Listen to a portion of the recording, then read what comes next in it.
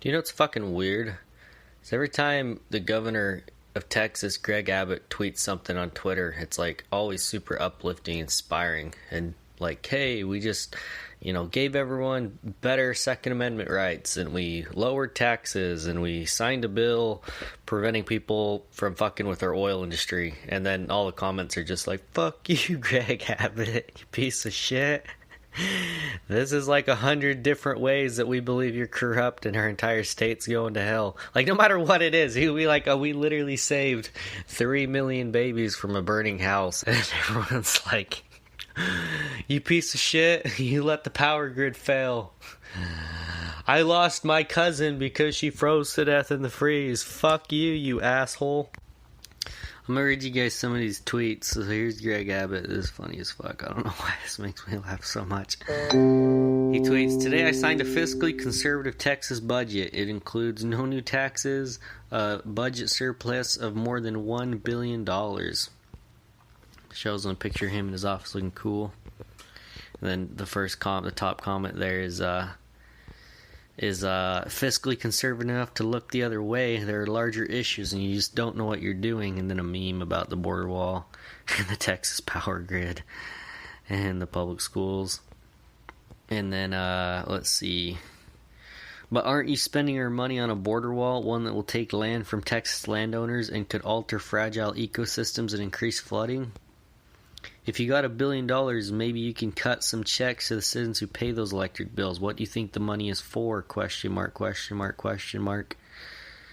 Trying to make us okay with wasting money on the wall? Never going to be okay. Texans can't turn on their AC. Some of these are actually good questions.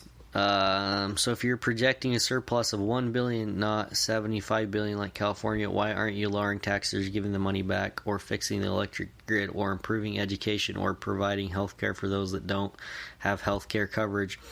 Anyways, these aren't like the funniest responses in the world, but it's just an example of like he's constantly making these real chipper posts, him signing laws, surrounded by freaking, Congress people, and supposed to be all, inspirational. Here's one. CEO Wayne Lapierre said it best: freedoms Americans overwhelmingly agree on are their constitutional right to own a firearm and to defend themselves and their families. Thank God Texas is leading the way for the country in making that possible. And then just fucking comments that just shit all over him.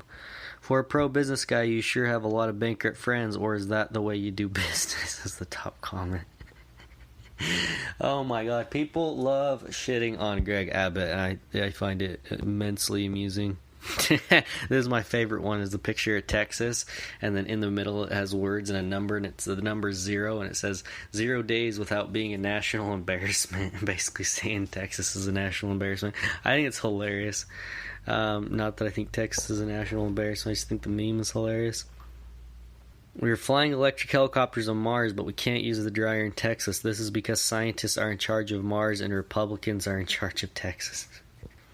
Governor Abbott of Texas will spend $250 million of state revenue to build a border wall to keep people with no electricity from going somewhere less shitty. Let's see. Awesome, so I can use my guns to shoot the heat wave now. Sweet, how's that power grid going? He forgot to mention evading taxes is one of our most essential freedoms. Today in Texas, it's going to be 100 degrees. No one can turn on their AC. Anyone can buy a gun. Greg Abbott is basically throwing Hail Mary re-election stunts at this point. You get the picture. But it's good shit. I highly recommend you go follow your state governor and open their tweets and watch him get shit on every couple of days when they decide to go public with their opinions. In other news, I got on Greenroom, the new Spotify Clubhouse ripoff, and honestly, it's trash. I got on there, it only has 10,000 downloads on the Android store, the Google store, whatever, the Play store. So maybe it just sucks right now and it'll get better, but holy shit, the amount of vain, vapid retards that are on that app is actually somewhat discouraging and overwhelming it's like. You get on there and everyone just wants to talk about themselves, and like it's so fake humble. It's like people get up there and say, oh, I just want to lift up members of this community, and this is such a good thing, and I just love this whole experience so much, and I'm just so happy that I get to be here and lift up my brothers and sisters in love and light, and but please send me gems, and please follow me, and follow my friend Jezebella, and follow me on Instagram, and this is my Twitter handle, and if you guys want, go retweet my tweet, shilling this room to the general public. And it's just so like, oh my god, like you're not even interesting or funny or entertaining. They're literally, all they're doing is shilling their fucking social media handles like no tomorrow. It's actually amazing. I honestly think that it's interesting because I know so many good people, so many smart people that have like emotional intelligence and fucking social skills, and they're not weirdos, they're not shills. But then you get on places like Greenroom and there's nothing but fucking losers and shills and just people just trying to sell themselves as hard as they can. And it's like, kind of makes you discouraged, kind of makes you feel like there's just a lot of trash out there. Kind of makes you feel like you almost lose a little bit of hope for the human race. But at the same time, I think the reason there's so many retards out there is just because the retards are the ones that aren't self-aware enough to not put themselves out there. I feel like the smart people I know aren't going to start an internet show. They're not going to get on, Clubhouse or Greenroom. They're not going to spend 10 hours a day on Facebook and Twitter just mindlessly posting bullshit all day. The people that are actually worth listening to are smart enough to realize that they're not that exceptional, or else they're entertaining, but they're just better off investing in things that actually matter, like real people, and not internet points with fucking random strangers on a dying app. The amount of self-promotion, the amount of just conceit that just oozes out of these rooms is ridiculous. I thought it'd be cool to get on there and kind of spitball with a small group of people, because I enjoy talking to strangers, strangers I meet that are interesting, and obviously the purpose of this podcast is to entertain people. It is to grow an audience to a degree, but God, this green room is just fucking, it's hard. I feel physically ill. I feel like I gotta take in small doses, if at all, if I'm gonna put any more time into it. I went to a concert last night. I went to go see Blue October in Cedar Park, Texas, which is a little town north of Austin. I didn't know shit about Blue October. I think I've heard maybe 2 of their songs in my life. It just was something I randomly decided to do last minute, which it was actually fun. It was definitely interesting. I knew as soon as I showed up that it probably was not the right move to go to this concert. I knew because I circled around the block and I saw a line of like 500 people, and they're all middle-aged white people with funky hairdos. I was like, oh shit, this is a band from the late 90s, isn't it? And it turns out it was. I was 100% accurate. It's interesting because everyone was in their late 30s to early 40s.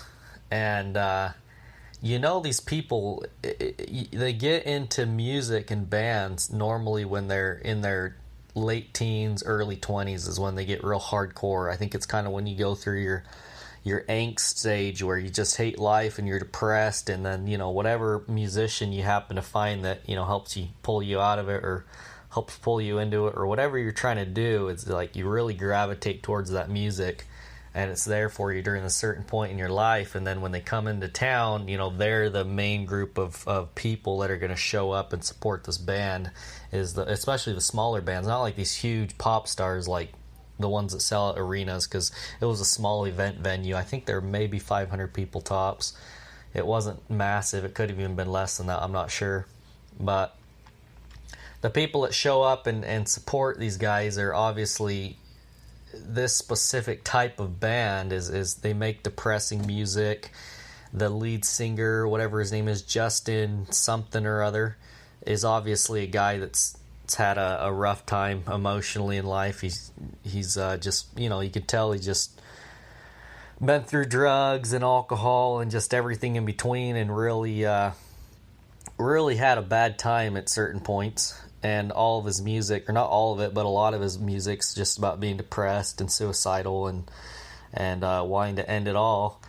And so the people that gravitate towards that, the people that show up to these concerts, especially because I feel like Blue October as a band probably peaked, 20 years ago. I could be wrong. There's going to be somebody in the comments like, fuck you, Blue October's been popular since 2009. Get your numbers right. I have no idea when they're popular. All I know is that the people that were there were all middle-aged white people with funky hairdos, and you can tell it's like a type of person that goes to these things, because this type of person is somebody that was really depressed as a young adult, as a teenager / young adult, and then they probably, eventually overcame that, because most people, when they go through those depressing stages early on, they tend to overcome that later on to, varying degrees as they get older, and they kind of move out of that, but then they kind of keep this emotional connection with like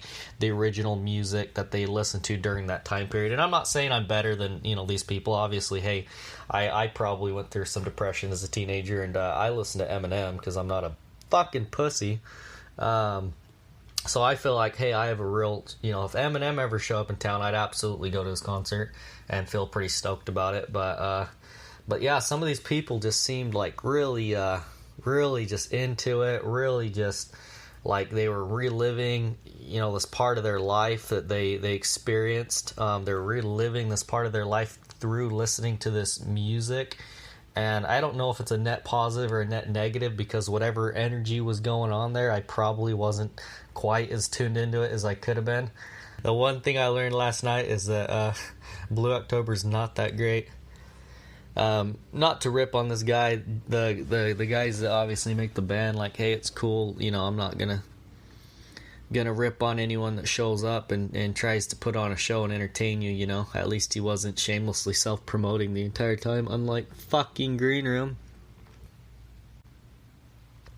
I went to the Bullock, Texas State History Museum right there in downtown Austin yesterday, and it was actually one of the coolest museums I've ever been to. I think it's interesting how quickly, or how recently, I guess, it's been since Texas became part of the United States and was settled. So in 1492, when Columbus first came over here, discovered the West Indies, and then a bunch of other Spanish conquistadors came and dominated Mexico and came in here and enslaved a bunch of people and started building the Spanish Empire out here. That all went down from 1492, so basically close to the 1500s, and then for about 300 years the Spaniards ruled Mexico, and Mexico was like part of Spain basically. And then in the and I'm gonna get these dates wrong, so I should look them up real quick. And then in 1810 the Mexico gained independence from Spain, and Mexico became their own country, and they basically tried to set up a democracy, essentially, or something close to it. I don't know the exact government structure they used, but they basically tried to have a democracy in 1810, and then Texas was being settled by a lot of Anglos, by a lot of white people, basically, a lot of different immigrants coming over from Europe, but mainly people coming from America, or what was the original America, the first 13 colonies. It was around the time of the Civil War, so about half of what is currently America was, I guess, states or close to.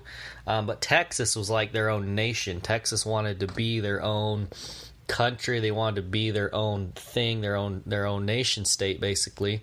And they ended up joining alliances with Mexico. So Texas used to be part of Mexico, and I never knew that, but Texas used to be part of Mexico. So when Mexico gained independence, Texas was one of their territories, and the Anglos, the white people, considered themselves part of Mexico. They were Mexicans, which is very interesting to me. I never knew that. And the main reason they separated from Mexico is because Mexico, a bunch of different reasons. They wanted states' rights, and I guess they didn't have states' rights. There was some confusion about the territories, and they were part of a bigger piece of territory. And they're like, hey, no, we need representation if we're going to be part of Mexico. And Mexico didn't want to do that, and Mexico was trying to outlaw the slave trade, and Texas kind of wanted to have, according to this museum, and I'm sure there's people that are going to argue history or whatever, but accordingly, the white people in Texas wanted to make Texas kind of like the South, where it was just this big, cotton producing empire, and they had slaves and farms and all these, mainly crop industries, crops, and I'm sure they had some cattle and different animals, but it was mainly crops and cotton and stuff like that. And Mexico's like, no, we're outlawing slavery, we're abolishing it. And Texas is like, well, fuck, we're going to go. The main guys that were settling in Texas were like, fuck, we're going to go bankrupt if we have to get rid of our slaves. It's going to crush our farms. There are people saying, no, we're going to sell everything and go back to America because America let us have slaves. And they ended up revolting, and you had the Alamo and all these different battles that are super famous. And they ended up taking Texas as a sovereign nation. So Texas was a sovereign nation state, but they needed security. So Sam Houston was the general, and the first thing he was doing, pretty much, as I think he also became the governor or president or whatever of Texas. But the first thing he was really doing in the beginning was just trying to, once they cut ties with Mexico and became a nation state, they immediately wanted to go join alliances with the United States. But the United States is like, nah, we don't want you guys, for various reasons. I'm sure a lot of them were because they didn't want to. They were already dealing with the beginnings of the Civil War, with the South wanting to succeed, and they didn't want Texas to join the South, so they didn't want Texas to become part of the nation and sway the vote. And so Texas ended up being its own nation state for a while. And I think that's where a lot of the Texas pride comes from, is people don't realize, I mean, I don't know if people don't realize, but I didn't realize, Texas, I don't know, let's see, when did Texas... So Texas joined the Union in 1845. So that wasn't even that long ago. That was like 185 years ago. That is not that long ago at all. That was like, that's like potentially like 4 generations. 4 generations ago, Texas was its own nation, basically. It was its own country. It wasn't, these people weren't, Americans, they were Texans. So I'm looking at it now, and then Texas, they left Mexico. They declared independence from Mexico in 1836. So there's this 10-year period of time where Texas was not American and they weren't Mexican. Texas was Texas. They were their own nation, and they ended up joining the Union. They ended up joining America because they needed that added security. They were pretty broke. They were having a hard time running their new country. And they wanted the security and the alliance with America to help, bolster trade, to bolster their economy, to make them stronger. So they only had a population of about 30 or 40,000 people around the time when they gained independence from Mexico. And so they were just a small group of people, and they needed, help with the armies and fighting off the Indians and fighting off the Mexicans, and it was easier just to join America. But Texas, as little as 185 years ago, was its own nation, its own country. It's crazy how quickly things can change, because we think of, it's America and we're this one big country, and of course Texas is a state and they're not their own country, but I mean, Texas was its own country, and they were, pretty kick-ass group of people. Obviously, I don't agree with their ethics. They had slaves, and they had a bunch of things going on that probably were not good on a moral level, but just in terms of just grit, the ability to go out there and settle land and start, just go to a new place and fight for it, basically, whether it's growing crops or fighting off the other people that are there, good or bad. I mean, it took a certain kind of person to make that happen.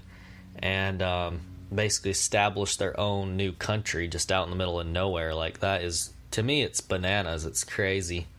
To me, it's crazy. And really, it really makes you see where the roots of the original Texas people came from. These are a group of just basically renegade rebel badasses that came out here and were like, hey, come hell or high water, we're going to make it happen. We're going to make this country this badass place, and we're going to, set up for future generations, and we're going to create an empire out here. And so that's really what Texas was founded on, is just people wanting to, and willing to go to a new place and just start with nothing to make something better. And I think it's obviously pretty indicative of most of Western culture. Most of the American ideology is settlers coming out to this new place and willing to risk their lives for fortune and a better life, And I think it's cool. It makes me, definitely have some respect more for Texas as a state. Makes you, kind of see where their original leadership stemmed from, what their original goal was, and why, it's become this pretty, in my mind, a pretty good state in terms of freedom and the ability to grow a business and really grow here in Texas in whatever way you want to grow. It has a lot of opportunities, and I think it's because it's based on, its original founding was based on giving everyone as much opportunity as they possibly could. And obviously the downside to that was, hey, they did, use slaves, and they did displace the original people that were here, and they did a lot of bad along the way. And I think that you're still seeing the correction from that occurring to this day. You're seeing a lot of the repercussions of that still sweeping through, the discontent of the people that were kind of used along the way. But I think the underlying philosophy of growth and the underlying philosophy of just grit and self-sufficiency is still there with the people that you find in Texas and the businesses that run here, and just the culture in general. People are really proud to be Texans, above being proud to be anything else. You don't find that in a lot of other states where people are like, yeah, I'm a Utahn, or I'm a Coloradan, or whatever the heck they call themselves. It's, people from Texas are Texans, and they're really proud of it.